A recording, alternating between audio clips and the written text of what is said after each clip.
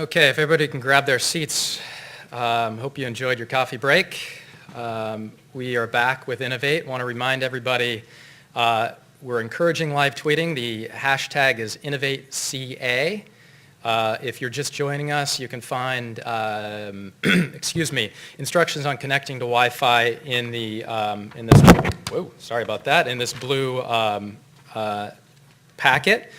I'm very, very pleased to introduce the Silicon Valley Leadership Group CEO, Carl Guardino. I've known Carl for over a decade. He's an amazing leader for the technology community. He runs a 3.5-minute mile. Is that right, Carl? Wow. 3.5-minute mile, or is it 4? Must be metric. Okay. And Carl's a guy who's always on the cutting edge of technology and public policy. What Carl is usually in support of is something the technology community needs.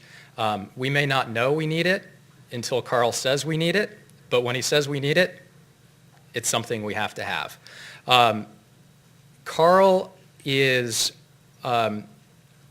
a fixture in Sacramento. He's a fixture in Washington, D.C. He's the rarity who can talk about technology, he can talk about manufacturing, talk about jobs, the economy, housing, you name it. So let's not draw this out. Carl Guardino, thank you for coming.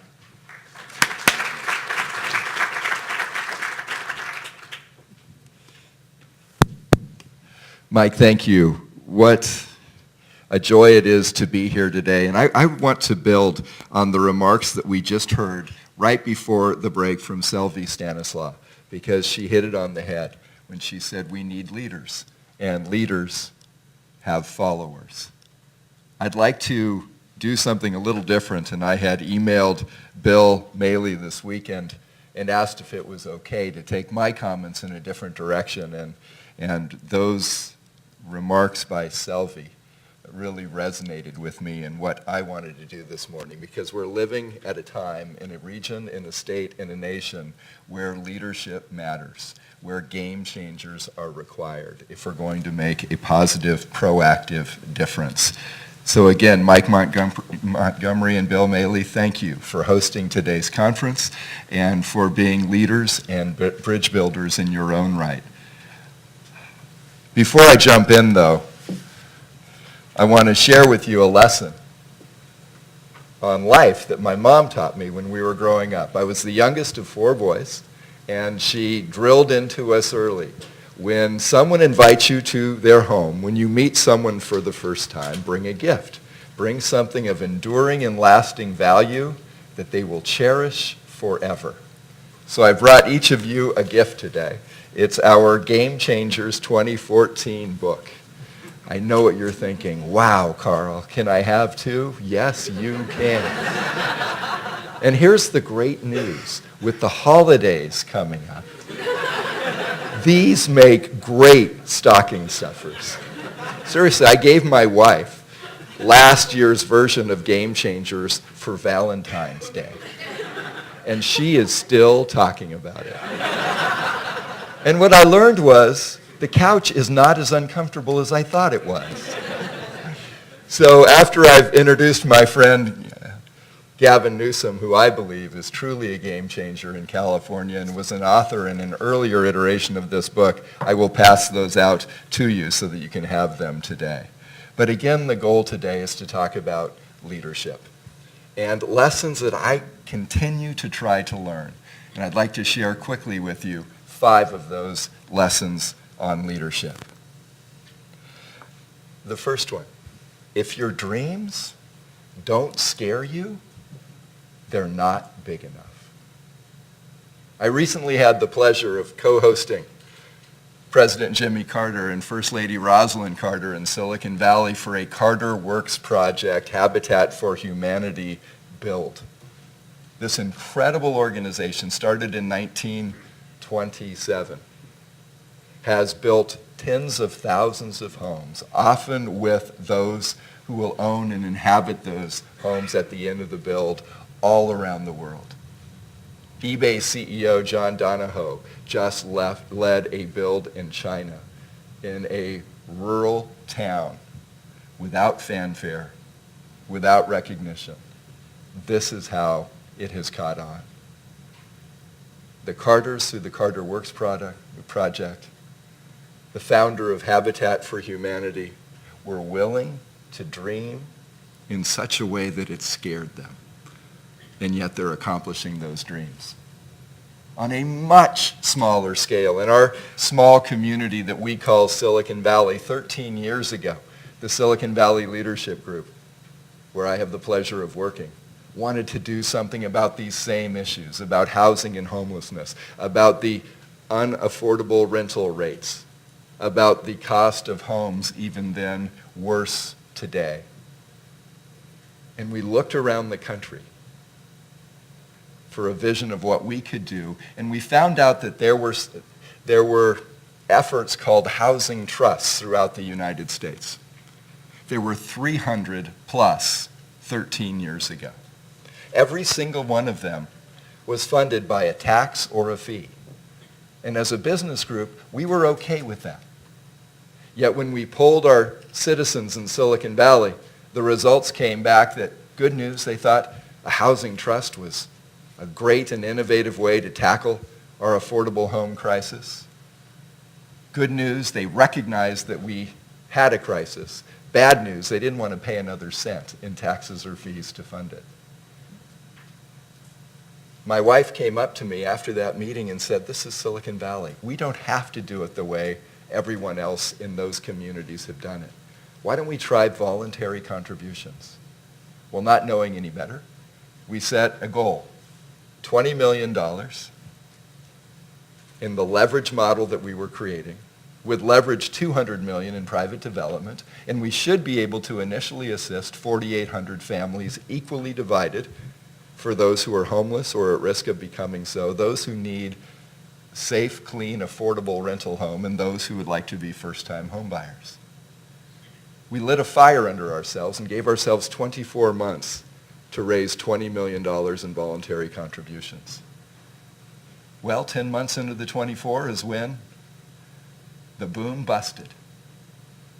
Yet on August 1, 2001, 24 months later, we had met and exceeded that goal. We raised $20.6 million in voluntary contributions. Well, what have we done with that investment? Well, we were wrong. $20 million did not leverage $200 million in private development. In fact, to date, we've raised $45 million, and it's leveraged $1.9 billion in private development. We were wrong about helping 4,800 families. To date, we've helped 10,224 families. Why? Because one person, in this case my wife, said, we don't have to do it the way others have. We can dream in a way that scares us, that we might fail flat on our face. Yet that's what leaders do. The second lesson on leadership, breathe. It's just a bad day. It's not a bad life. I commute by bicycle. A few weeks ago, I was riding to work and I flatted 3 times in 4 miles. It seemed like a bad morning. It was worse for my wife because I called her to come pick me up and take her to my meeting, so she missed hers. Sometimes we have bad days. Perspective is a leadership skill. Let me tell you about a real bad day.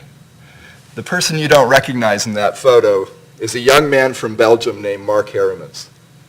My wife and I do an obscure sport called triathlon. Specifically, we do Ironman triathlon. Mark Harrimans, at 28 years old, was racing in the Ironman World Championships on the big island of Kona, Hawaii. At just 28, his first time in that World Championship race, having done triathlon for a total of only 3 years in his life, he finished 6th in 8 hours and 28 minutes. To swim 2.4 miles in the ocean, to race on his bike 112 miles through the searing heat and humidity of Kona, and then to run a 26.2 mile marathon, 140.6 miles in 8 hours and 28 minutes. He was a phenom and was expected to do great things the next year. 3 months later on the island of Lanzarote, January 28, 2002, Mark Harrimans flipped on a turn on his bicycle landed on the rocks below. 2 inches later, he would have walked away with a big bruise. 2 inches to one side. 2 inches to the other side, he would have died. Where he landed, as fate would have it, Mark Harrimans will be in that wheelchair for the rest of his life. That was a bad day. But what we do with bad days is our choice, isn't it? Mark Harrimans was told he would never walk or run or ride his bike or swim again. And he certainly hasn't raised himself out of that wheelchair, but he's raised himself up to greatness by character. 6 months later, he actually tried to go back to the Hawaii Ironman World Championships in the wheelchair competition. He was sick and wasn't able to complete after the swim, with no legs, no feelings from his waist down. 4 years later, in 2006, Mark Harrimans realized that dream and won the Hawaii Ironman World Championships in the wheelchair competition. He has a great life, perspective, and choices. Lesson 3. The only people whom you should try to get even with are those who have helped you. If you haven't read Team of Rivals, please make the investment of time. There was a brilliant lawyer, yet mercurial, named Edward Stanton, who Abraham Lincoln met when he was still a backwoods small-time lawyer. And Edward Stanton and his team brought young Abraham Lincoln on a case in Cleveland, Ohio. And then Edward Stanton decided rather abruptly, as he often did, that Abraham Lincoln wasn't up to snuff, didn't have the pedigree of the others on the team, and he unceremoniously and very publicly humiliated and fired him. Yet we choose whether we're humiliated, don't we? Abraham Lincoln stayed silent, chose not to be humiliated. Years later, ran for and won the presidency of the United States during the most difficult time outside of the Revolution our country has ever known. He needed a Secretary of War. Some would have gone by politics, some would have gone by patronage. Abraham Lincoln went with whom he thought would be best. And it was this person who had publicly humiliated him. He picked skills over anything else and put the past in the past. One of my favorite CEOs in Silicon Valley is a European who moved here 30 years ago named Art DeGius. He's the CEO of Synopsys. He founded an industry. 20 years after founding that company, they're still the largest and biggest EDM company in the world. Art has I was going to say a saying, and that would be wrong. Art has a way of life that he truly tries to leave every interaction, no matter how difficult, leaving the other person feeling an inch taller. Imagine if that's what we walked out of here today as leaders trying to do. Every interaction. If we embraced what Abraham Lincoln did with Edward Stanton, if we embraced what Art DeGius does with an inch taller, what would our federal government look like? What would our state and local governments look like? Lesson 4. Proud people count their riches. Humble people count their blessings. I'll share a secret with you. I never had the goal of being the richest person in the graveyard and picked a nonprofit CEO career rather than a for-profit CEO career.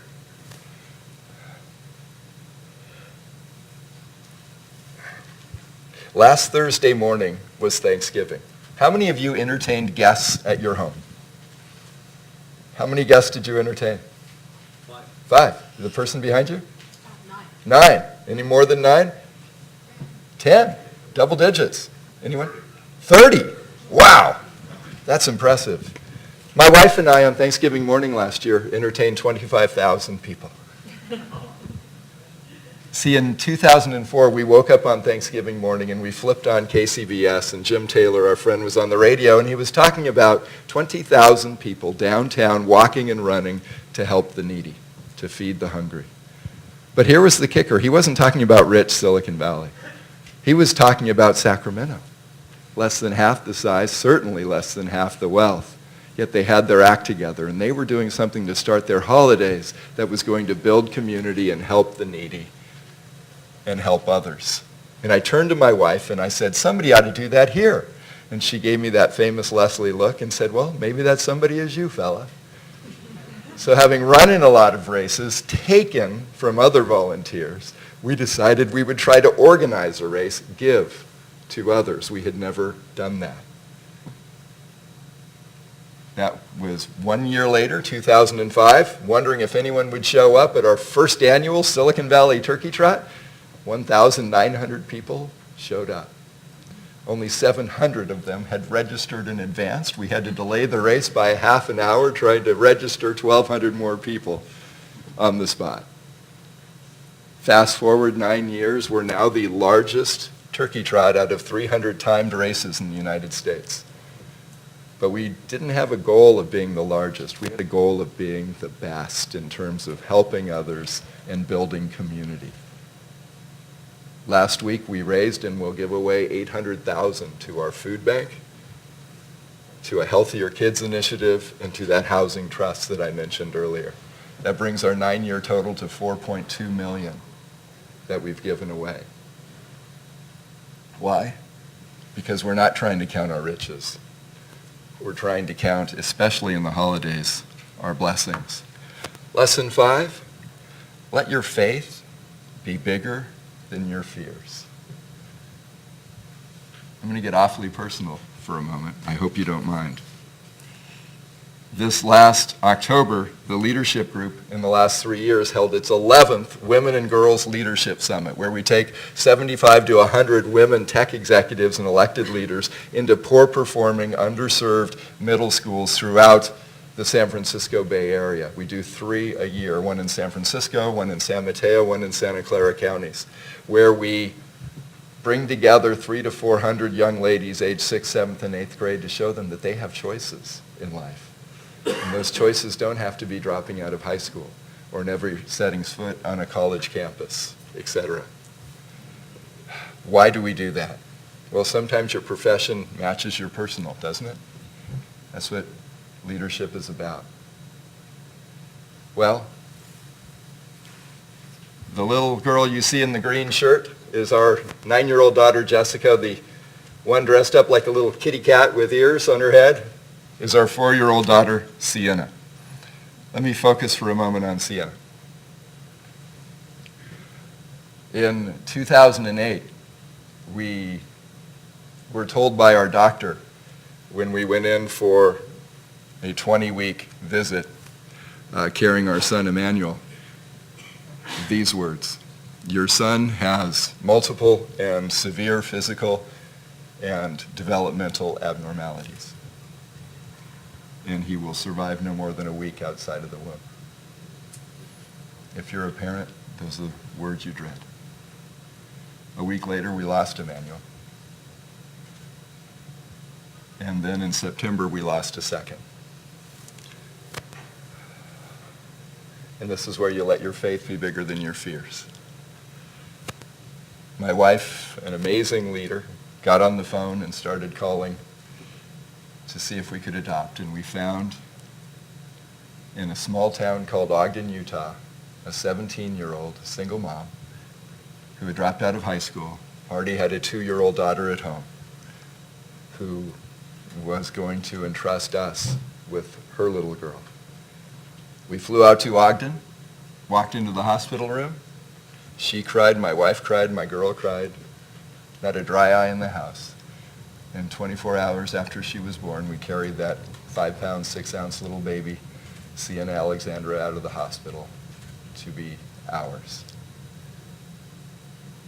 We're going to face tough times as leaders.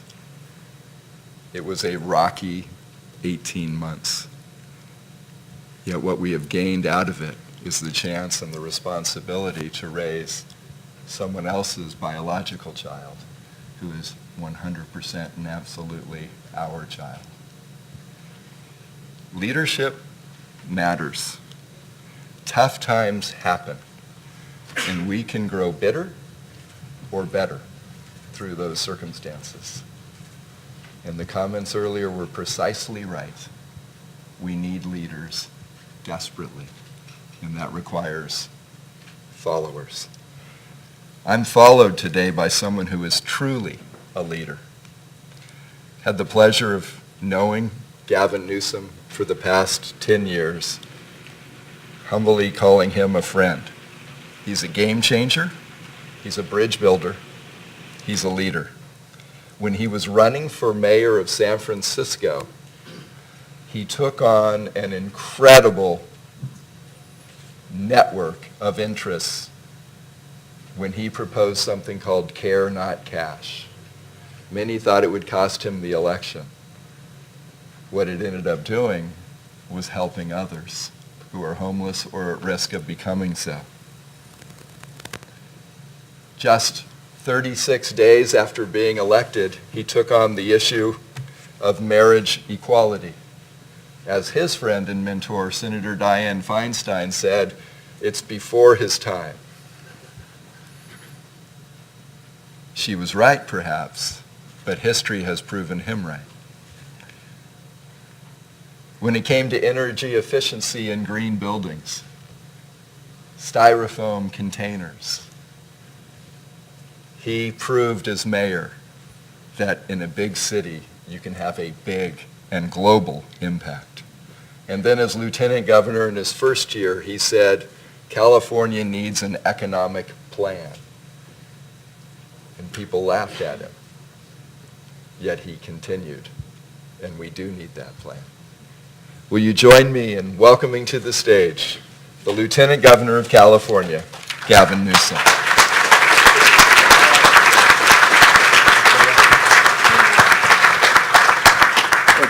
Thank you. Well, that's damn depressing. I mean, I looked at all those 5 things. I'm inadequate in every single one, so I'm desperately humbled by that presentation, and sort of pissed off by my staff for putting me right after you. It's just being candid.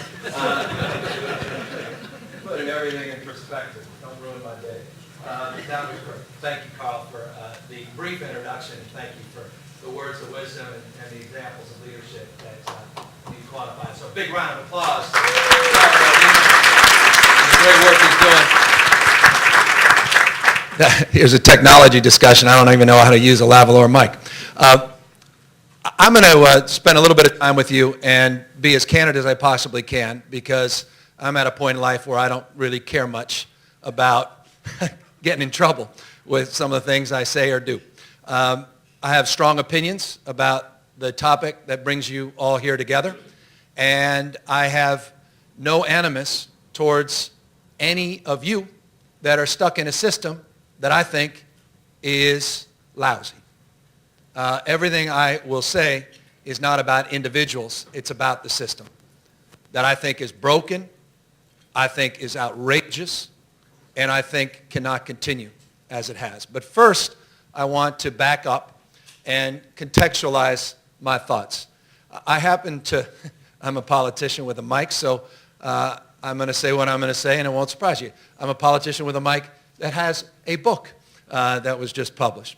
Not that you have to read it or care about it, but I want to tell you what inspired it. In 2008, the Barack Obama campaign, whether you liked Obama or not, I imagine the Republicans in the room have to acknowledge that that campaign was a pretty remarkable endeavor. MyBarackObama.com, a new platform of engagement.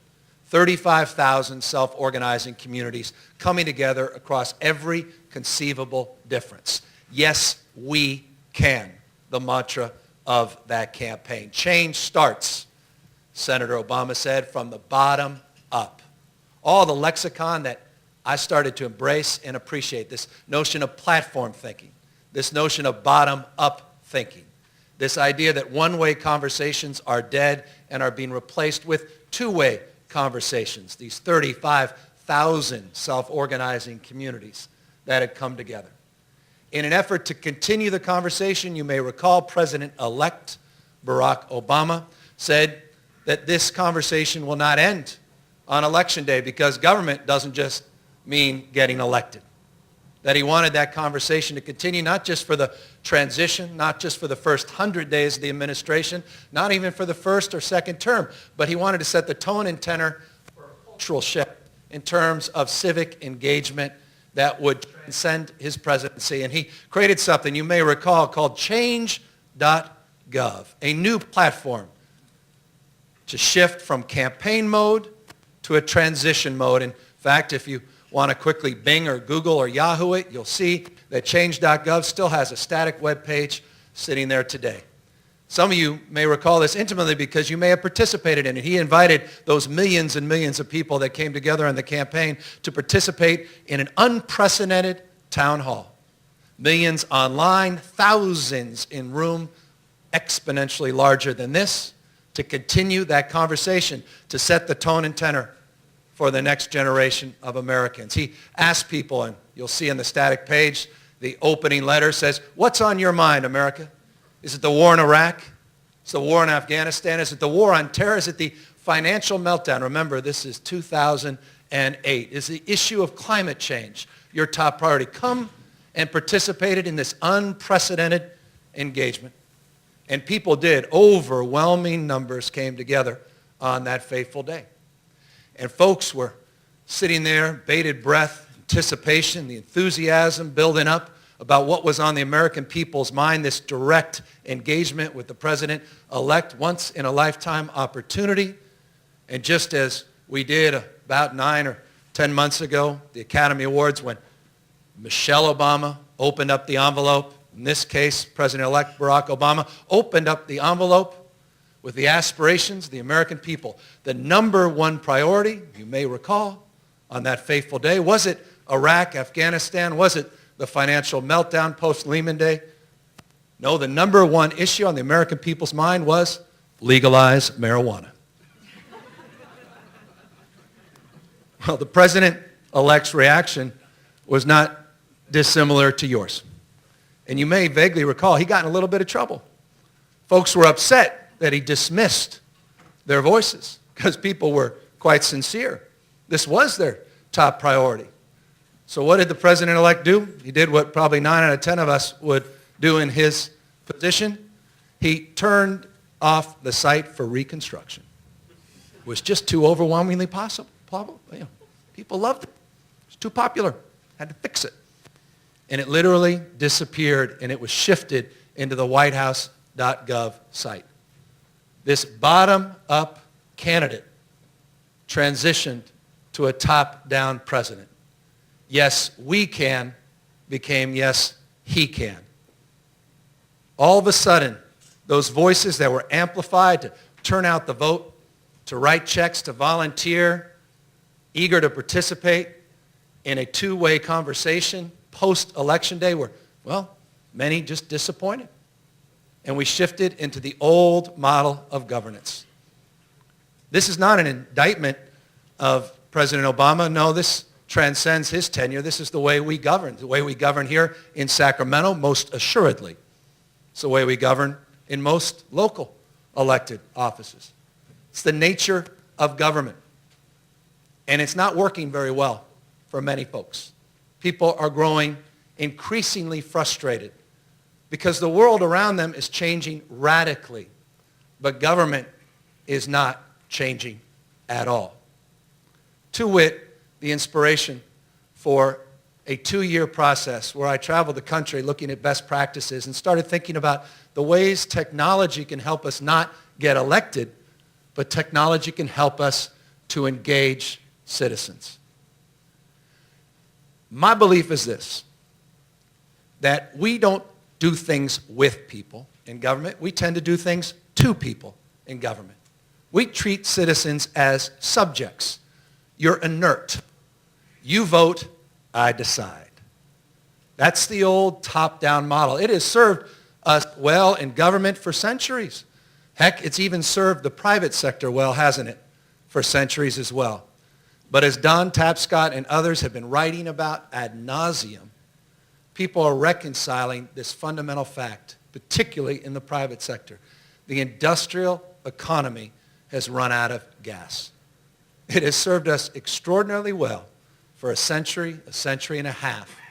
But you see the contours of this radical shift away from top-down hierarchical institutions that are being flattened as people are getting more involved and power is shifting from centralized organizations. It's being distributed and decentralized. Think about the media industry. I remember sitting there with Phil Bronstein. Remember him? You may only remember him as the guy who married Sharon Stone.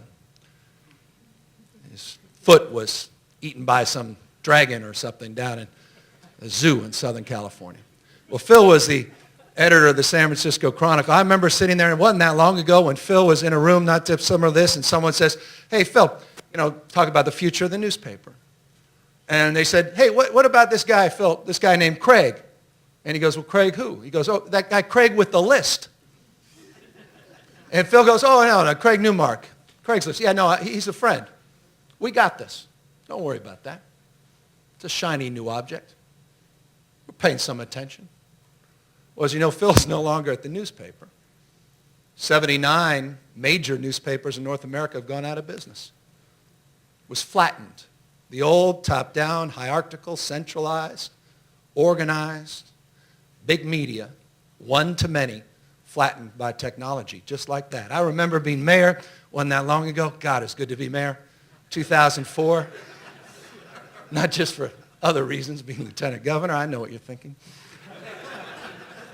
But it's good to be mayor. Being mayor of San Francisco at the time, 2004, I remember sitting there, front row seat, big Moscone event, thousands and thousands of people. All of a sudden, this guy named Steve walks out, up on stage. Ladies and gentlemen, iTunes. Wow. I never bought an album since. Steve Jobs was listening. Sean Parker was going after Lars Ulrich. Remember the Metallica Napster fight? And he's sitting down there in Palo Alto going, I got an idea. Music industry flattened like that, overnight. Technology, leveling it. Old, industrial, one to many, one size fits all. You like that one song? Well, you're going to have to buy the whole album. Those days are over. My uncle, you may have an uncle like this. He passed away a few years ago, but about half an hour from now, a few years back, he'd be at my restaurant, the Balboa Cafe. That is a plug. And he'd be on his second or third martini, and you'd get him, he'd been retired for years, but he'd talk about the good old days. Oh, boy. Stockbroker downtown on Montgomery Street, I think 235 Montgomery, the old Rust building. Used to be the tallest building, the West Coast, until they built all those other buildings. But boy, that was a great business to be in. He did well. Those are the Carnation days, remember? Get to work, put a hat on, leave. You would buy one. You don't even remember this. Conrad, you're too young. Used to be you buy one share of something and charge you $150 to $200 for a commission. It's the good old days. Till a guy named Chuck came along, screwed up the whole business.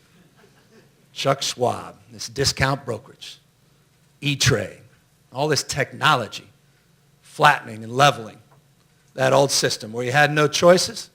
All of a sudden now, technology creating choice, real competition.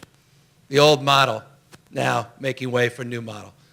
Heck, you can't go anywhere. I don't see it as much up here, but boy, I was just back east, and I thought it was just out here on the West Coast, but if I see another pink mustache on a car, the share economy, Airbnb, Lyft, a guy named Travis with this app called Uber. All of a sudden now the taxi industry outraged. We've had a monopoly for years. Ours is an industrial model.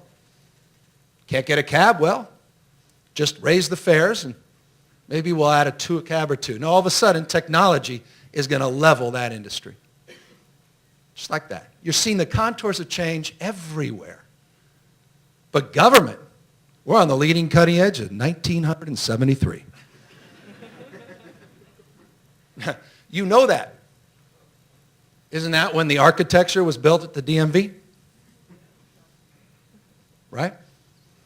$208 million. I love this. I love everyone. Boy, I can't believe this Obamacare stuff. It's so remarkable. the ineffectiveness of this president, his incompetency. Clearly, he should have stayed in the legislature. If he just ran a small business, he'd understand. You know what's the most amazing thing to me about the healthcare.gov debacle? Is how unremarkable it is. Give me a break. You saw Standish Group. They do a report every single damn year on government technology. I'm not making this up. Look it up. 94% of large-scale IT projects go exactly the way of healthcare.gov. 96%. When you blend in all state, local, and federal large-scale IT projects, do you know how many come in on time in that budget? When you blend it. Now I'm giving you all those fancy local folks that really know how to get things done, and all you folks here statewide that really know what you're doing. 5%. 5%. 40% in that report just came out. 40% of all the large scale are completely abandoned. Abandoned. So is it any surprise I used 1973 approximately DMV? Remember the front page of the LA Times a few months back? 9 months back. $208 million HP enterprise service contract. Abandoned. $135 million spent. Had to start over. Head of the DMV, dangerously antiquated system that could collapse any minute. That's the status quo. Surprise you, those that worked on the new MyCalPERS, oh boy, 49 old independent systems into one network. That was a $507 million, remember? 500, look this up. $507 million. $500 million. It was only $228 million over budget. Sure, it needed to be upgraded. That was the old COBOL system. Remember that old mainframe? From the 60s. I'm being generous about 73. This was, well, that wasn't much of a headline. Even the LA Times didn't play that one up. You think, well, wait a second. What about, you forgot, isn't the controller suing someone? $371 million payroll system upgrade. How much was spent? $254 million. You can't make this stuff up. You know the irony of all this, and I'll get to the real whopper in a second, is I bet if you polled the people of the state, probably 7 out of 10, you get their blood boiling if you brought up the scandal last year, the scandal at the Recreation and Parks Department. It was just outrageous. Can you believe that, Bob? They spent money. Yeah, well, wait a second. No, they didn't spend money. That's right. That was outrageous. They didn't spend money they had in that account. What a scandal. Sacramento ashudder by this scandal. Editorial after editorial after editorial. Remember that? We had all those budget cuts, closing down parks, and it turns out they had this little separate account with millions of dollars, and they weren't using it to keep the parks open. But they didn't spend any money. It's still there. It's all good. But I just gave you the CalPERS, some of your money that was spent on that $228 million cost overrun. All our money, because all of us drive, and fees and registration, that was the upgrade in that DMV thing, your money. We spent, it's gone, it's over, done, payroll, overdone, lawsuits. Who's spending money on the lawsuits? All of us, general fund. But how about the best of all, case management system? Oh, this is a golden oldie for some of you. Remember that? Oh, we had it all right, didn't we? 2004. Yes, we can. Even before Obama. Yes, we can upgrade and update 58 disparate case managed filing systems for the courts into one single network. Thank God, amen, almighty. It's been impossible to get into the system. $260 million, ain't cheap, but hell, it's a big project. $260 million is going to be done in 2008. Remember one that long ago someone said, hey, whatever happened to that project? It's 2010, 11. Remember we did the audit? We spent, I'll never forget this, look it up, $333.3 million. Easy to remember. $260 million project, going to be done in 2008, a couple years passed. They decided to review it, $333.3 million. Someone said, well, now what? Is it close to being done? They said, no. It could get done if you want it to get done, and they gave us an option. Remember, this was front page. This wasn't even front page, but this got some, I think SAC-B did a little thing on this. $260 million to $333. They said, here's what we need to do. We need to spend $8.6 million more. Literally look this up, because this really you can't make up. And we'll analyze, if you give us $8.6 million, we'll analyze whether or not we can ever get this thing done. And we'll come out with a report. They did. They said we can get this done, not for obviously $360 million. We already spent $333.3. One subcontractor had over 103 change orders. 103 damn change orders. Your money. We can get it done not for 460, 560, 760, hell, $1 billion, come on. Billion? 260 million to start. 1.1, 2, 3, 1.6 billion, 1.9 billion dollars was their analysis. By 2015. Don't worry. Well, obviously we abandoned that commitment. And we still have an antiquated court filing management. So all this begs the question. Those are just 4 relatively recent IT examples. I added in the federal example.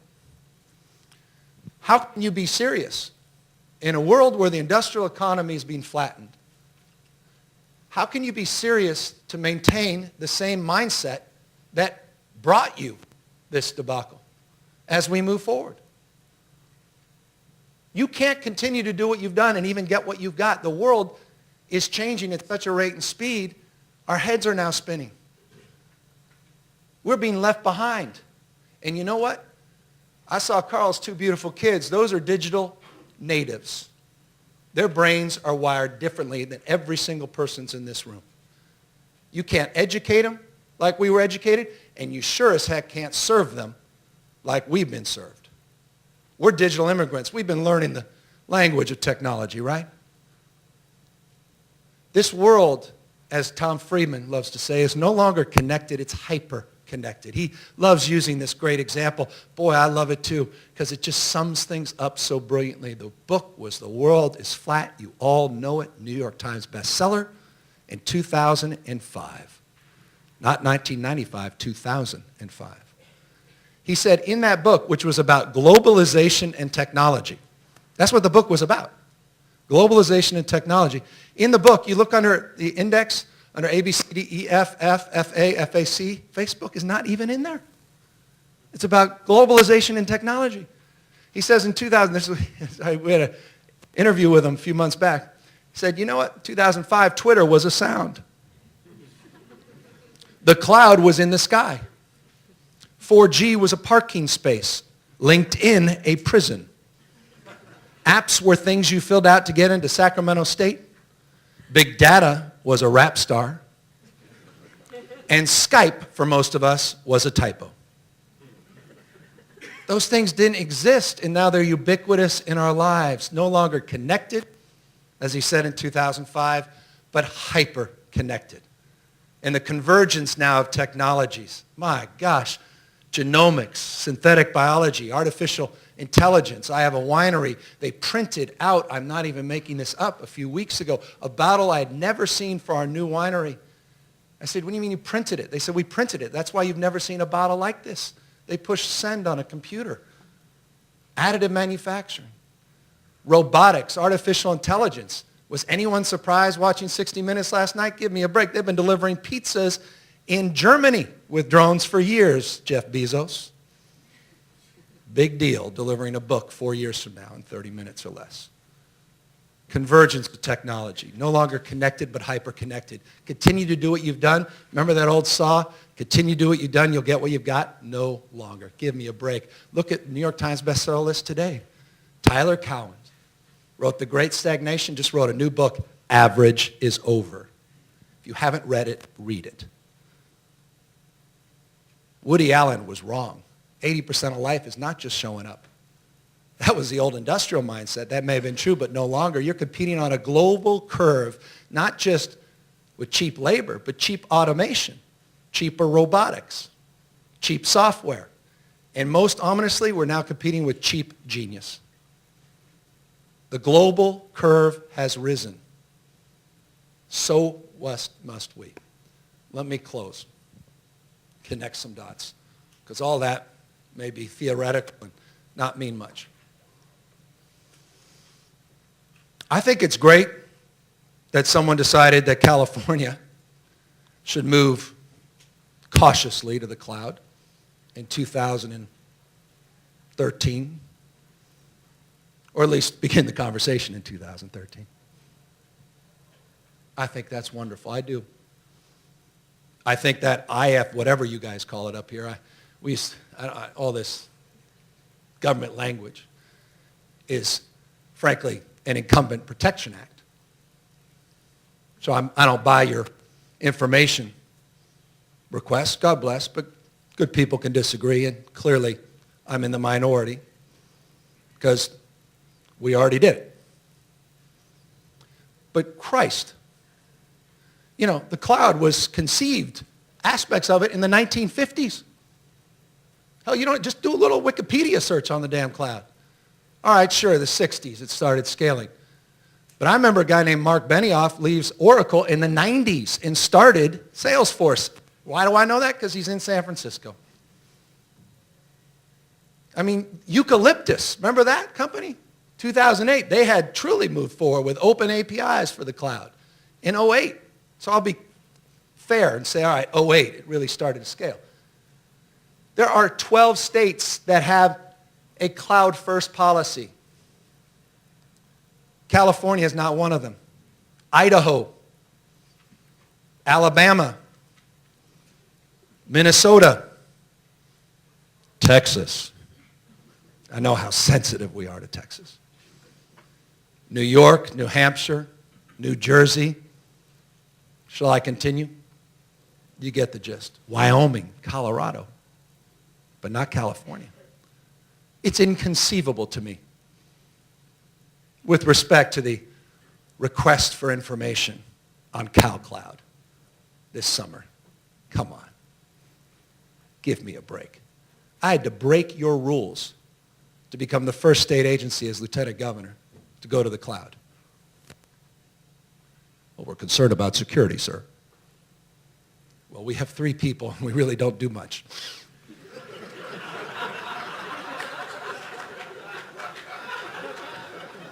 I'm just kidding.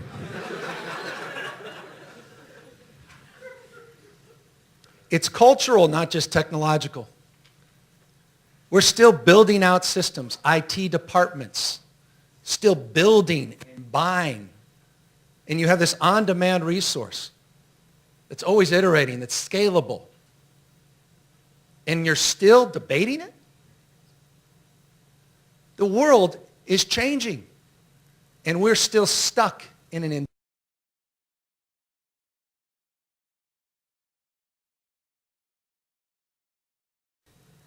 Final point. I couldn't believe my ears. I get it. I think Governor Brown's done an amazing job with the budget. He has.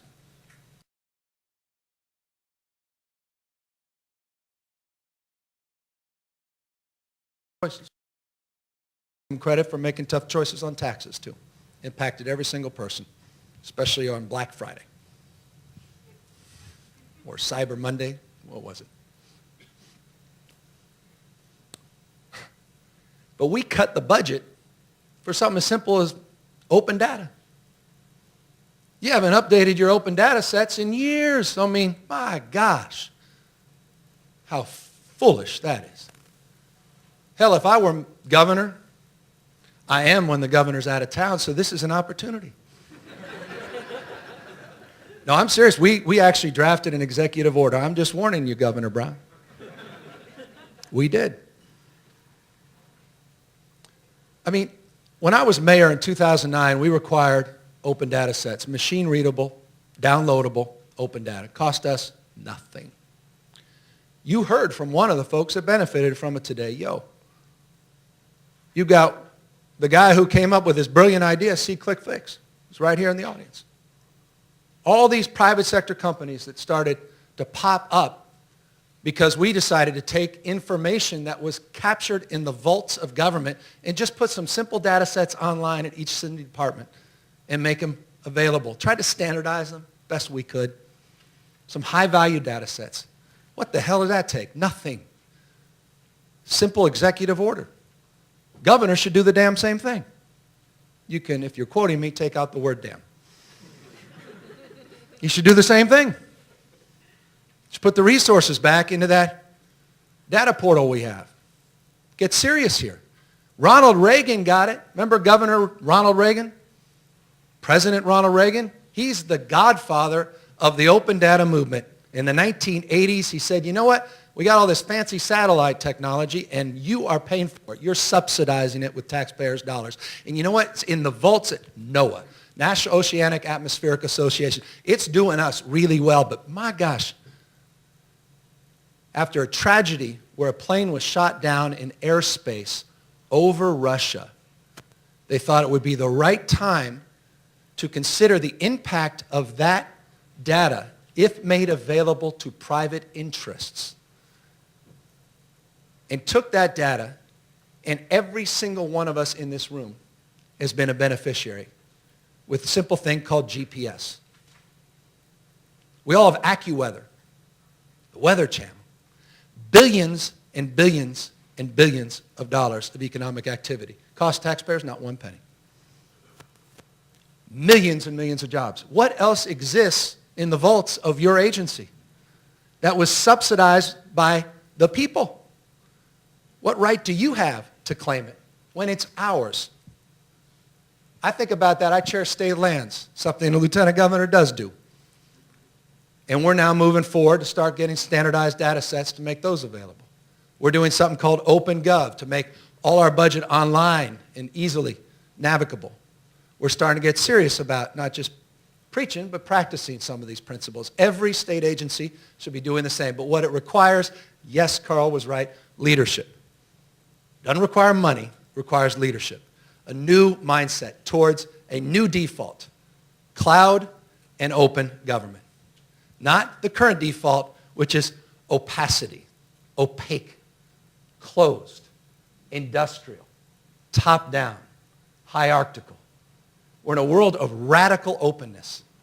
Government needs to respond to that, or we're going to get run over. And for California, that's prided itself on being a leading and cutting edge, it's inexcusable to stand here in this atrophic phase of our lives, if that's even a word. Stalled, scared to make a decision because, well, my friends that have the old contracts, they're going to connect dots and make me, well, I'll be safe.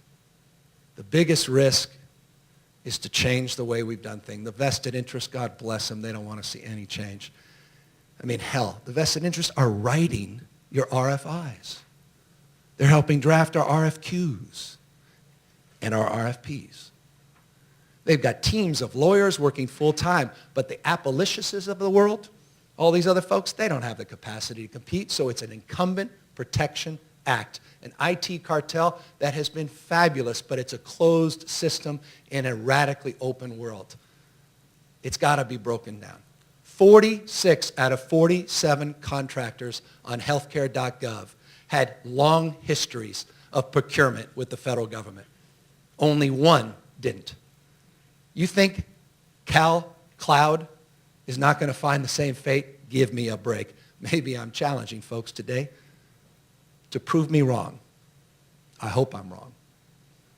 Time to wake up the world around us. Bottom up, not top down thinking. Final words. How many of you have driven over the New Bay Bridge? Excellent. Isn't it great when you're driving over that You're stuck in traffic and you look across and you go, man, that Old Bay Bridge was ugly. But it's great to be able to see it, right, before it's torn down. What a wonderful analogy, I guess, to these two worlds, the old and the new. There's the Old Bay Bridge built.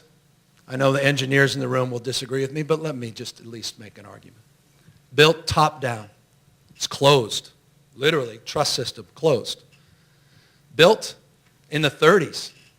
Built to last. Built to last. Inflexible, but mighty. Old, industrial, simple. And here you are on that new Bay Bridge, open, flexible by definition, right? Not built to last, designed to change. Think about that, IT folks. Built bottom up. You watch those cables get built bottom up. The old and the new. So next time you're driving by, think of that in the context of shifting our cultural frame of reference as it relates to moving in the direction we need to do. You cannot sell the industrial thinking in a communication age any longer. We're in a collision course with those two beautiful kids that are buying things online in real time, that are designing their shoes on Nike.com, and then they're running right into a line at the DMV. It ain't going to work. The gig's up. So that's my message. I want to just make one final 13-second thing. I want to end as I began. This is not an indictment of any of you, and it sure as hell ain't one of Carlos. He's coming after me. He just started a couple years ago. But it's an indictment of the system that you all inherited. And we've got to break this thing up. And you need cover to break it up. The procurement process in and of itself can radically break things up if we have the courage to radically alter our contracting and procurement. Thank you all very, very much.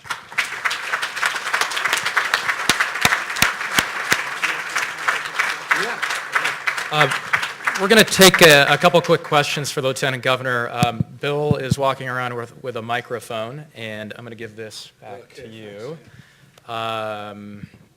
So let's see. Here's the first question.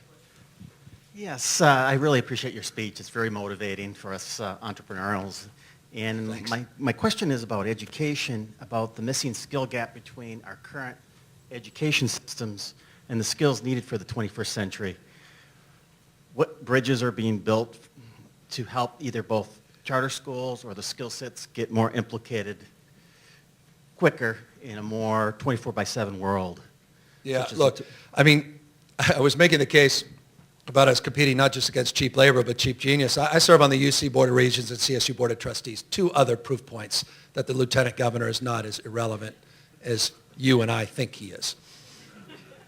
Wait a second, I recognize that. We're having those discussions, but here's the bottom line. We're not conveying enough talent from our university system. We put so much sand in the gears with these cuts that we're simply not conveying that talent. And because of our inability to reconcile our immigration debate, we're not getting those first-round draft choices from around the rest of the world like we used to. We're educating people now to compete against us, which is so extraordinary I can't even, get my arms around that. So something fundamental has to change. Talk about a collision course of the future. Higher education used to have a monopoly. Old industrial model. One to many. If you were fresh frozen, let's say fresh frozen, agricultural state, 100, 150 years ago, and you came back in 2013, you stretched your arms, everything around you is just remarkable, extraordinary. Until you walk into UC Berkeley lecture theater, and then you go, back at home. So one place you go, I feel comforted. Nothing's changed. Sage on the stage, drill and kill. You got a pen and paper? Okay, use your PDA. Take notes, and I will test you on the notes. Short-term memory, not critical thinking. Come on. I mean, and you guys are still interested in having all those. You guys probably show up and participate in those reform discussions.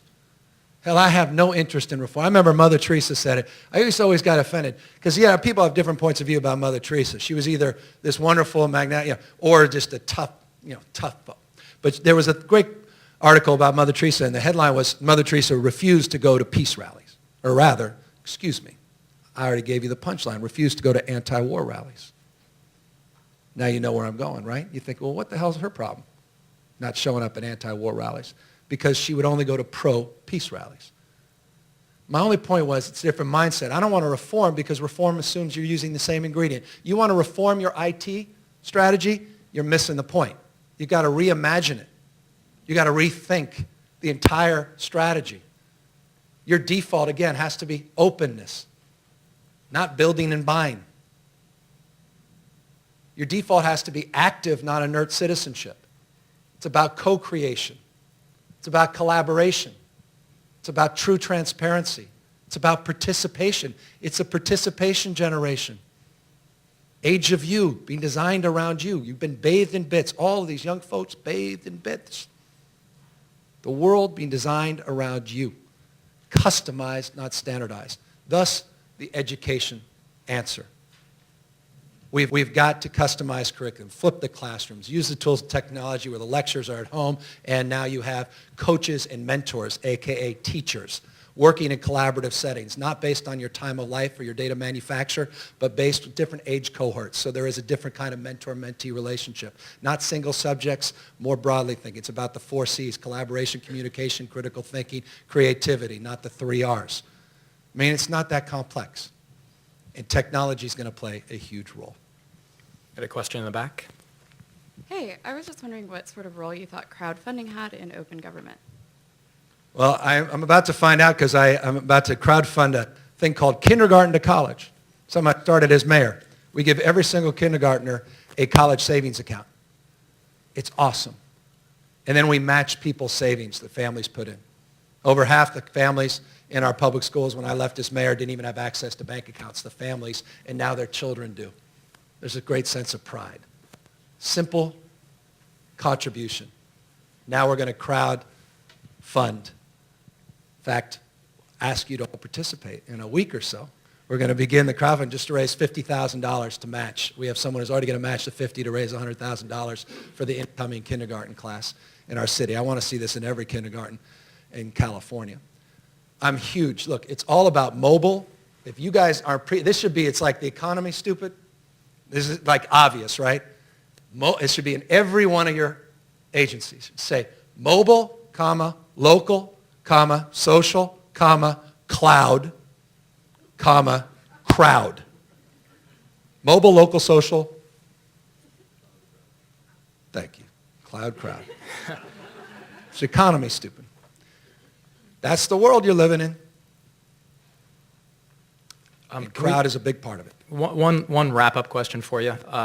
You talk a lot about MOOCs. I know you're a big fan of MOOCs. Maybe that's not popular to say as a member of the Board of Regents.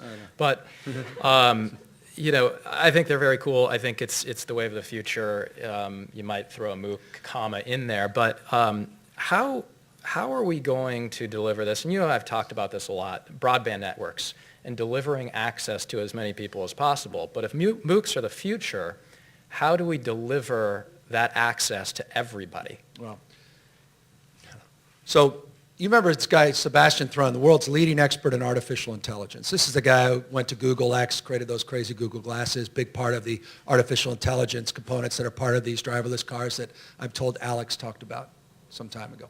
This guy is a genius. He's at Stanford University, teaches 200 kids a year. He's one of those people that doesn't believe that he's making a difference unless he's impacting 1 billion people's lives. Literally, is how these guys think. Kind of along the lines of that first slide that Carl showed us. So he decided to run an experiment without asking permission, asked for forgiveness, and he decided to take his course and put it online. But it wasn't just his lectures online, different pedagogy of engagement. This is a couple years ago. He thought maybe a few thousand people would take it. It was an extraordinary thing. This is a fact. 160,000 people took his course from every continent on the planet, save one. Which country? Excuse me, every country in the world, save one, and you know which one. Dennis Rodman knows it intimately. North Korea, not surprisingly. You can figure out their fate in the future. It was so mind-blowing that he decided to test everybody that finished the class. Not all 160,000 people finished the class, but everyone that did, he tested those that remained in the class because he gave them an option to all leave. And it kind of thinned out like this, right? Used to have all folks in here, but then it thinned out near the end.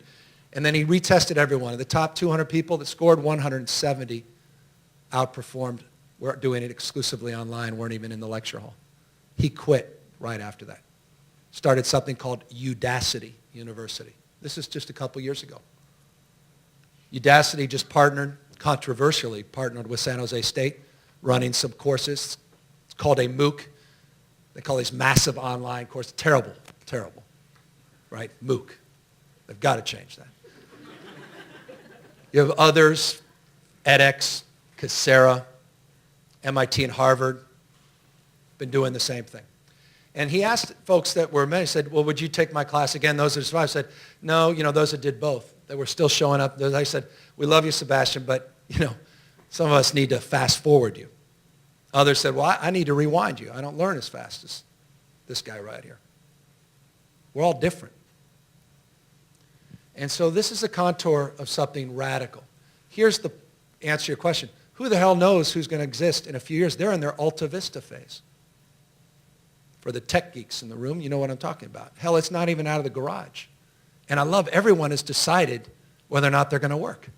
Give me a break. Who the hell knows? I just am excited about change. Higher education no longer has a monopoly. There's new competition. There's new pedagogy of learning. New capacity to understand human development, the brain. Technology can begin to measure that. It's not a substitute for people. It's about hybrid. It's not about government online. By the way, please don't submit any consideration. I'm talking about e-government here, folks. That's 1970s and 80s. I'm talking about we government, co-creation, citizenship. It's my book, Citizenville.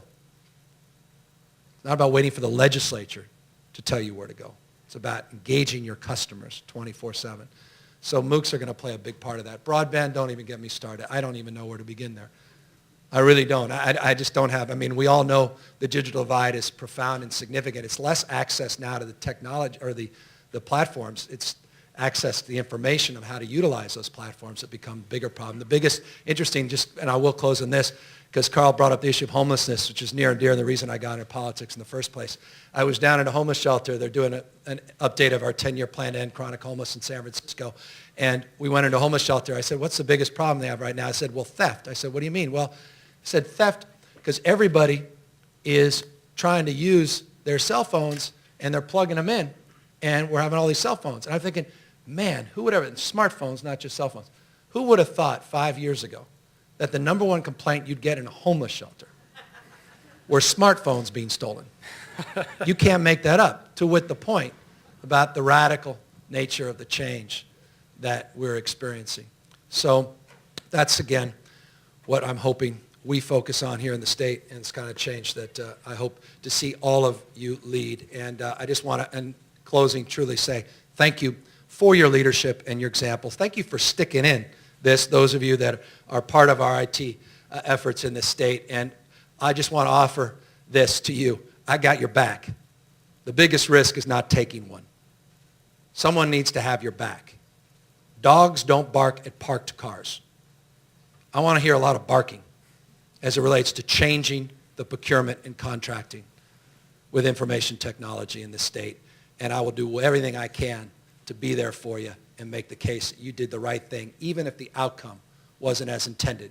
Because one thing I know, continue to do what you've done, we're going to see that 5% stat reinforced over and over again. That means 95% default, and that ain't going to work. That's a risk that we can't afford to keep taking. Thank you.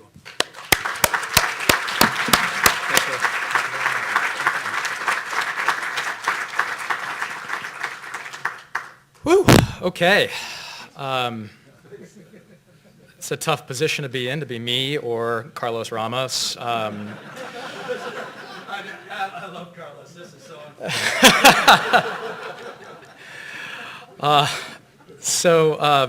Two amazing speeches. Carl Guardino's speech was certainly gripping.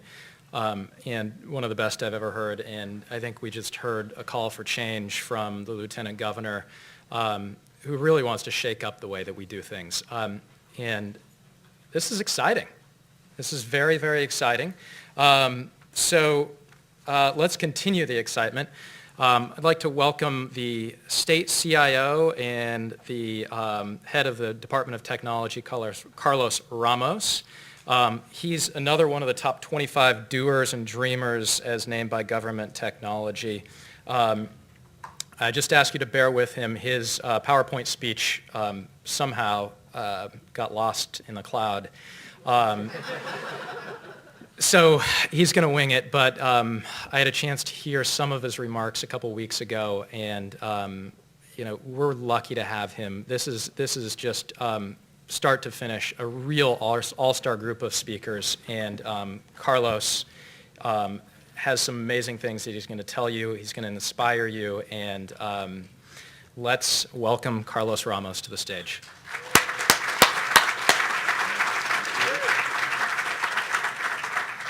So, when the Lieutenant Governor came up here and was thinking, he was saying he's angry at his staff for scheduling him after Carl, I was thinking, hey, that wouldn't have been too bad.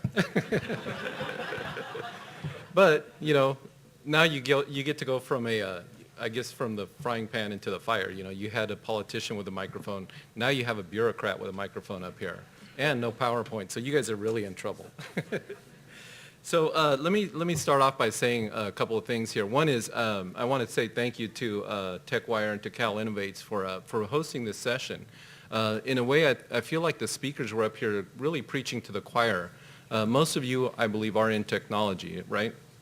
In some form or fashion. Most of the time, we're the ones driving for change, I think, especially in large organizations and within government. I don't know if it's so much in the private sector side, but at least in government. How many of you that are in the technology space feel like you're the ones out there saying, hey, we got to change the way we're doing business, right? So in a way, we are up here preaching to the choir. But having said that, I think the Lieutenant Governor and actually all of the speakers do bring up some really good points. And I really, believe it or not, appreciated his presentation and the challenge that he laid out before us. Because he pointed out some things that are very true and that we need to acknowledge and that we have to address if we really are to foster innovation in government. I think the whole focus on, it's not just about, investing in technologies or harvesting the power of them. It's a changing of the culture of government and of any large organization and bureaucracy that's ultimately going to drive innovation. I think that is spot on. That is very true. I think Carl said it, and a couple of the other speakers said it as well. One of the things that we have to get over, one of our biggest hurdles, is fear. And it's fear of change, and more importantly, it's the fear of failure and fear of accountability when something doesn't go right. The Lieutenant Governor pointed out how many systems, how many projects, even in the private sector, come in that are on time and on budget. And how are those looked at in the private sector, and what's the difference between that and the public sector? It was really gratifying to hear about him saying, when things turn out that way, that he's going to be there to help us. Because we've had, as he pointed out, some situations here in California where projects really haven't turned out that way. But what was the response of the leadership? What was the response of the legislature or the media? It wasn't, hey man, we got your back, right? I mean, I was in a couple of those hearings, especially the one in the controller's office, most recently the EDD hearings. You don't have to see too many leaders step in there and saying, hey, we got your back. This happens all the time. And guess what? The systems will ultimately work.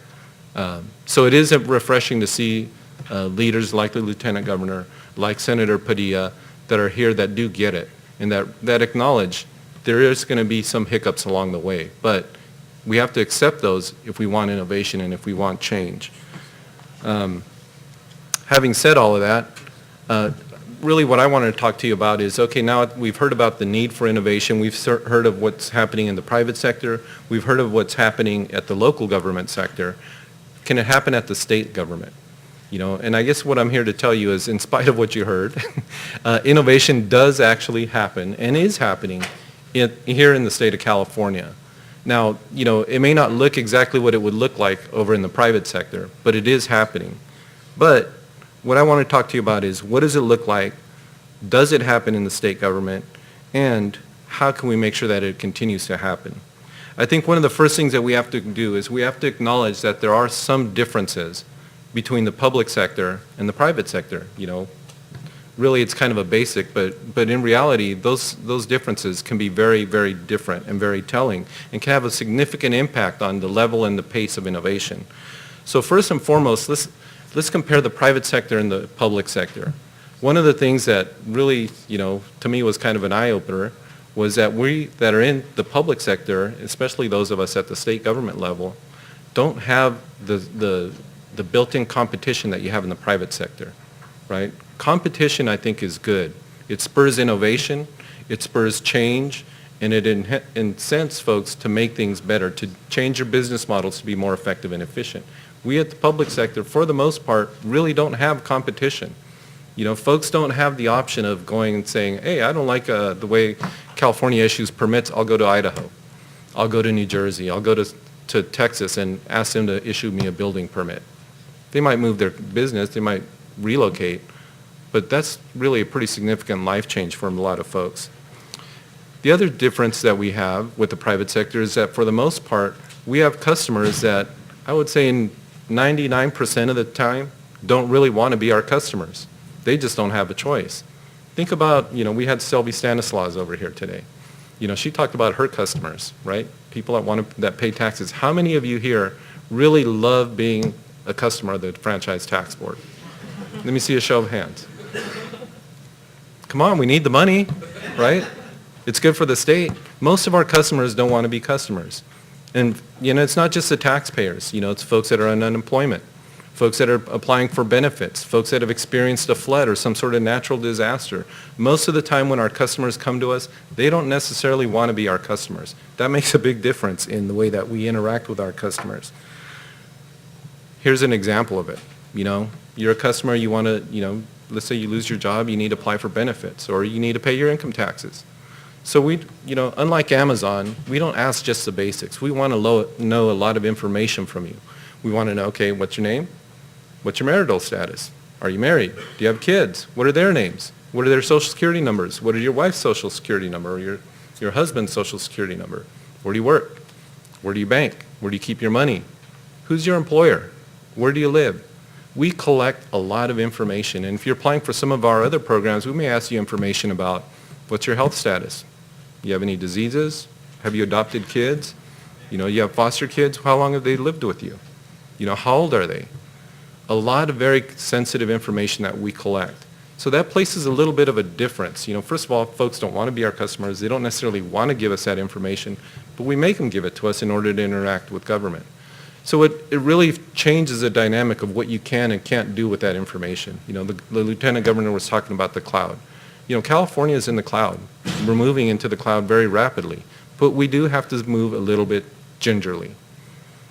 Security may not be a big deal when you have 3 people on your staff, or if you don't necessarily collect that sort of information.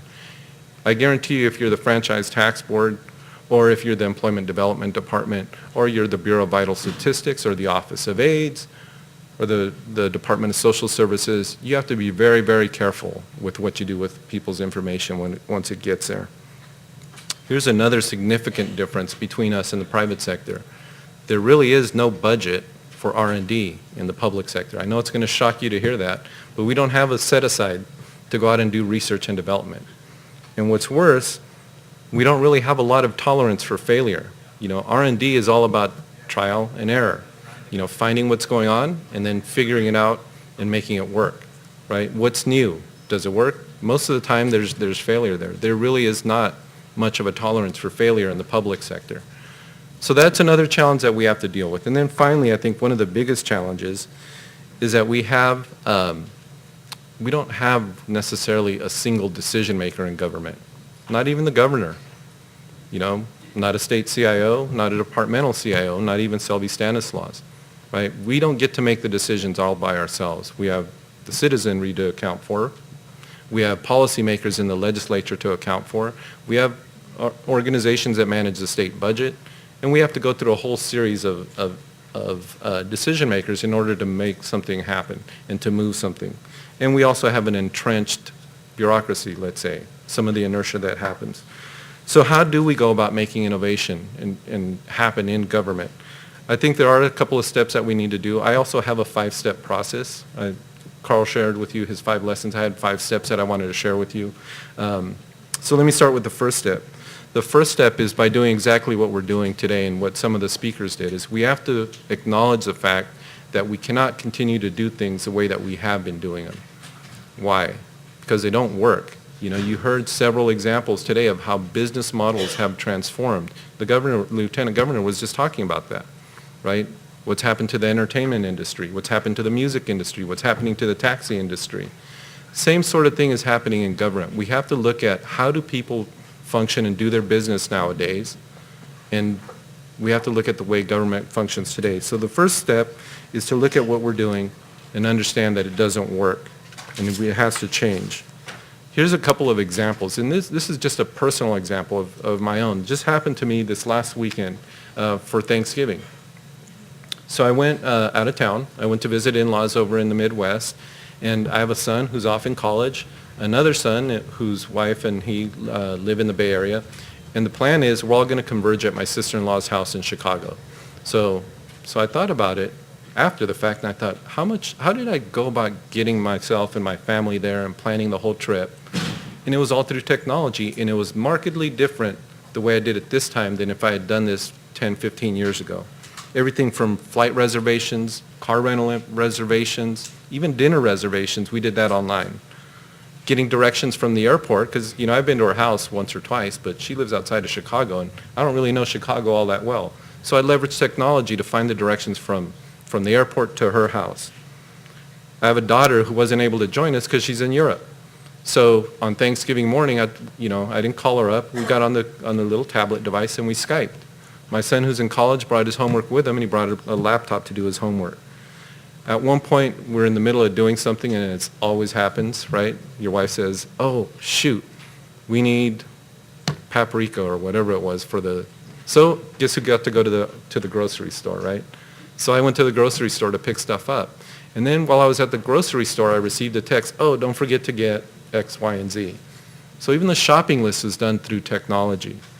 And then when I got back to the house, we had a great meal and everything. And so I thought, okay, great. Dallas Cowboys are playing, my favorite team. I'm going to get to go watch them. So right before they're about to kick off, my wife and my in-laws come in. They all go into the family room and decide, hey, we're going to do a board game. So turn off the TV. So I'm like, really? Now? We're going to do this in the middle of the Cowboys game? So luckily, I had my trusty little mobile phone. So I'm sitting here playing the game, and I did participate. We did turn off the TV, but I had it right there, and I was watching it online. Well, I watched it right before halftime when they started to actually play. But the point was, the way we did things, everything from communicating, getting ourselves over there, finding our directions, going to the grocery stores, talking to my daughter over in Morocco, all those sorts of things we did through technology, and it's very different than the way we've done things in the past. I've used this example before. My son, I told you, he's in college. He called me up because he needed something, and he needed to find something where he's in school. So I told him, well, look it up in the Yellow Pages. And he said, what? I said, the Yellow Pages. Well, what's the Yellow Pages? And I thought he was messing with me. So I started to get mad at him, and I realized, you know what? I'm thinking, from the 20th century, this is 21st century kids. They don't even use Yellow Pages. I don't even use Yellow Pages anymore. So I said, Skype it or Google it, and go on Bing, and he found it right away. But it's a very different way of doing things. So the first step is recognize the way we've done things in the past is different than the way we're doing things today. So government has to change its business model. Second step is to pay attention to the trends, and especially the trends in technology. So, the Lieutenant Governor talked about the digital divide. I think somebody asked him a question. It's a very real situation here in California, but on the other hand, California is also one of the most tech-savvy and computer-literate states in the country. In fact, I think it is. We have something like on the order of 30 million people that are internet users. We have 91% of the adults in California that own a mobile device, whether a tablet, smartphone, or a cell phone. And, I was just looking at the trends here. So online shopping statistics. Last year, We in California spent about $280 billion in commerce that was transacted online. So if you're in government, you have to watch that. You have to look at those trends and say, okay, people are becoming more mobile, they're becoming used to doing things online and having things accessible to them on a 24/7 basis. So that means we as government have to figure out how do we change that as well. The other thing that we have to look at is, okay, how do those statistics actually play out? How do those breakouts play out? So there's a difference, for example, in who owns tablets versus who owns mobile phones and smartphones. If you look at the demographics, it's the younger set that really owns the smartphones. Tablet devices are all people like us, mostly like us, in their 30s to early 50s. A couple of you don't qualify. That was a joke. No, I know there's a couple of young people out there. Most of you are under 50, I'm sure. Nevertheless, it means we have to reach out to consumers of government services where they're at on a mobile platform. So Gavin had it right. It's all about mobile, right? That should be on the top of your list, and it is for California. So we're moving things into the mobile platform. Sitting over here, Scott Patterson, our head of our e-services office. So California, a couple years ago, was the first state to move to create its own mobile gallery. So our own mobile apps space, and we're moving departments into putting more services not only online but to make them accessible in a mobile platform, services and transactions. So now, some of the more recent ones you may have seen a little bit of press on was this app that we released recently of finding farmers markets, right? There's a whole big movement around farm to fork. So now you can go online for free, get one of our mobile apps, and it'll tell you no matter where you are in California where the farmers markets are, or traffic conditions, or a number of different things along the way. The other thing that we can do, this is step number 3 towards innovation, is to crowdsource. Crowdsource innovation. And we've done that, and we've done it in a limited format, but we have done that. Gavin was talking about open data and putting data out there. I wish he would have checked our geo portal that we launched at the beginning of this year. We launched it this year. It's gotten national awards for this effort. But essentially what we did is we did exactly what he was talking about. We went out to the state agencies, and not just state agencies, local and federal agencies, and said, okay, what GIS data do you have? We did a poll, and do you know we found that there's something like 11,000 data sets, over 11,000 data sets of California, GIS information about California in all kinds of different areas. The problem, as he pointed out, though, is nobody knew about it. So what we did is we consolidated it, we put it online, and we made it available for free. And so now we're offering it to consumers, to entrepreneurs, to the citizens, to other governments to say, okay, the data's here, it's available, it's yours, it's free. What can you do with it? Innovate. How can you leverage this to serve not only your own interests, but also serve government and the citizens that are out there? I think also you have to recognize, if you're in government, that technology really can be transformative. He's pointed it out of how it's transformed a couple of different lines of businesses. Here's an example that I like to use only because I think it really it shows that the way that consumers consume information or technology or do business really can transform a whole industry. So any of you familiar with the TV show called Arrested Development? Okay, so it's a pretty funny show, right? So what's interesting about this show, it was on from 2:04 to about 2:06. Then it went off the air. But it gained a huge following primarily through people watching it online, right? And so as a result of that, in 2011, I think, or no, 2012, they brought it back. Netflix went out and said, you know what, we've gotten so many hits on this show that we're going to commission a new set of, they brought the cast back together and they retaped and launched a new season. The difference is it's only available online through Netflix. Well, nowadays I'm sure you can get it on other sources, but you don't get it on any of the network channels. You have to go on Netflix. And they're talking about making a movie out of this thing now. So the way people consumed their entertainment transformed the way Hollywood is producing it. And you're seeing that all over the place. There's a new series. I'm a big Star Trek fan. and especially the original series. Do you know that there's now phase 2 of the original series available online? Any of you watch that? It's called Star Trek Phase 2. What they did is they basically took new actors, put them in the roles of the traditional Kirk, Scott, Sulu, all those guys, and they filmed a bunch of episodes that are available online. And I don't know how it's going, but I haven't watched it because, I don't know, there's only one guy that can really play Mr. Spock in my opinion. So I haven't brought myself to watch it, but I know it's available.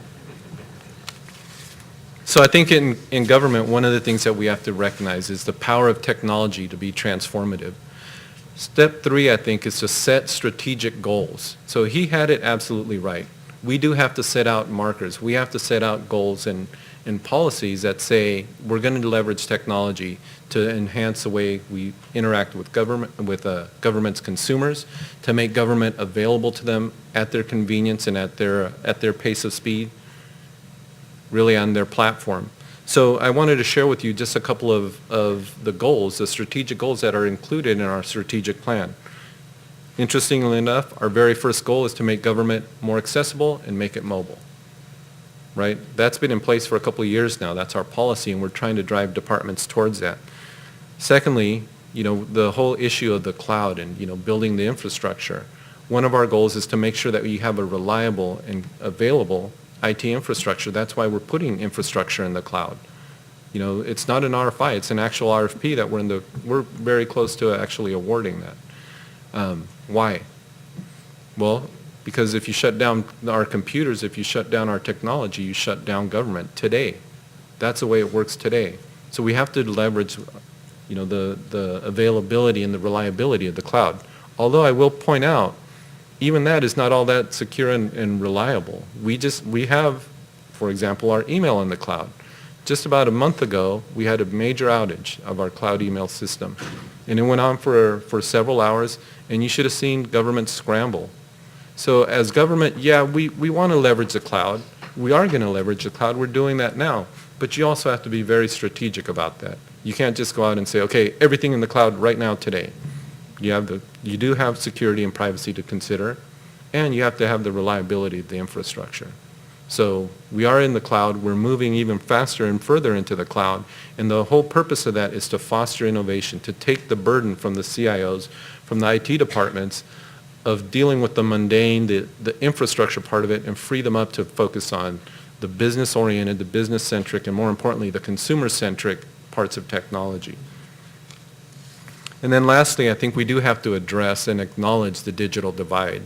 So one of the other interesting differences between us and the private sector is not only do the customers have no choice about being our customers, we have no choice but to serve customers, right? As government, you are obligated to serve all of the constituents, whether they're connected or not, whether they have access to broadband availability or not, whether they're technology literate or not. And believe it or not, there are still very large parts and pockets of California that don't have access to technologies. Now, it's not all geographic. Some of it is, right? Our rural areas have a terrible time getting access to broadband connectivity. Some of it is cultural, right? You can put stuff online, but, in California, we have a very diverse demographic citizenry. Some of it is, let's say, demographic from age and income levels. Right? There are certain social economic groups that just do not have access to technology the way everybody else does. And then finally, what do you do about folks that, have disabilities? Or folks like my parents that are aged, and it doesn't matter if they were in the middle of Silicon Valley with all the greatest and latest technology, they don't get it, they're not going to use it. They're in their 80s. So we have to address that digital divide. So our office has created a couple of offices specifically focused on that. One is an office focused specifically on making sure that there's broadband availability throughout the state, making sure that there's digital literacy across the different markets of California, the different demographics of California. And we do that in partnership with the private sector. And then the other office is the Office of Digital Education. Again, forming partnerships to make sure that from our very youngest to our oldest folks are able to access technology.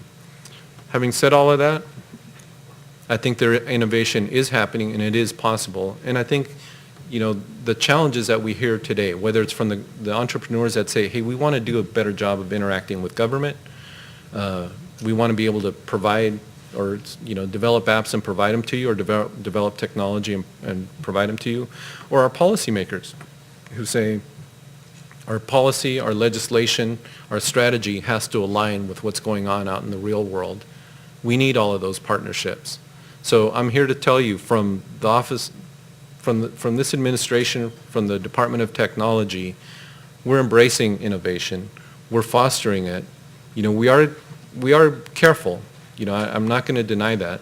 The issue of information security and personal privacy is a very important one and a very significant one to us.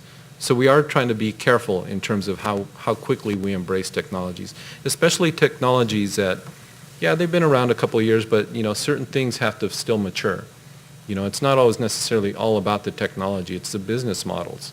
It's the policy models. We had a situation, again, not long ago, where we outsourced the care and feeding of some of our sensitive data, which was lost.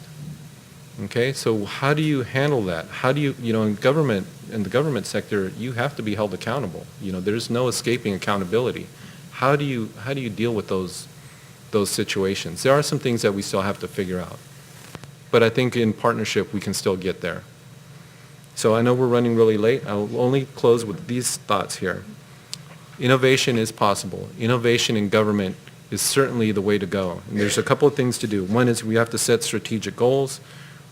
We have to make it safe and actually necessary to foster change because, bureaucracy is reluctant to change. We have to recognize that things have changed for our consumers, and we have to approach government and the way that we interact with government from the consumer perspective. I think the issue of not looking at it from a top-down perspective is spot on. We have to align our strategies as well as our policies, whether it's legislative or policies, that are administrative in nature. And then finally, we have to build up the workforce and build up the capacity in the state IT workforce in order to be able to deliver on that innovation and that promise and form partnerships with our private sector partners. So I want to thank you. I know we're running way late, so Bill, if you have any questions. We have time for 2 quick questions if we can do some rapid fire, Carlos. Sure. Hi, Carlos. Kevin O'Connor, Appalachia again. I don't mean to put you on the spot, but there's been a lot Fire of talk away about... already. I'm used to it. Yeah, I bet. There's been a lot of talk about procurement, and so, making it better, finding Sure. ways to improve procurement. So one thing I don't hear much is plans are on the table to change it, and just to create an example, at Appalachia, we created a Park and Rec app, showed it to the city, they adopted it. Why can't we just simply develop something and bring it to on the state level and have it, fast-paced the same sort of way? Sure. So you can. First of all, you can. Agencies do get unsolicited proposals all the time. And in fact, we're trying to facilitate that. One of the things that we did, I neglected to mention it, specifically in the mobile app space, is we've created a template and said, departments use this template. Everything that you do should look like this template. And it's primarily to make it easier for consumers. It works across platforms. It can work on an iOS. It can work on Android. It can work even on a BlackBerry device. And it leverages certain common functionalities. But we made that available for free. It's online. As a developer, as a state agency, or as a local agency, or anybody else, you can go and download the template, and there's videos and training resources on there so that you can develop an app and make it usable, like basically out of the box usable for state agencies. In the area of reform, thank you for asking about procurement. I neglected to mention one of the things that happened is in July, my agency inherited IT procurement, especially for the large IT projects. So we're hosting a forum on December 18th. It'll be right here in Rancho Cordova at our training center. You can go on our website and see the details on it, where we're going to ask the bidding community to come together and tell us, what don't you like about our procurements?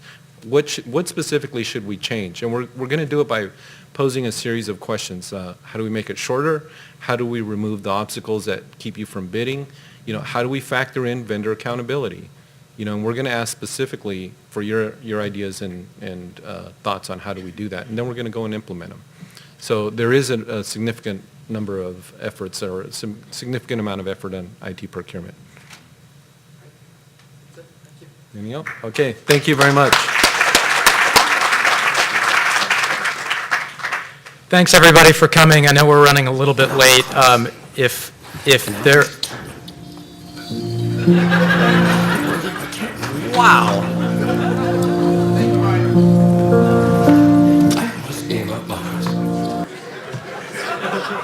That was television, I guess.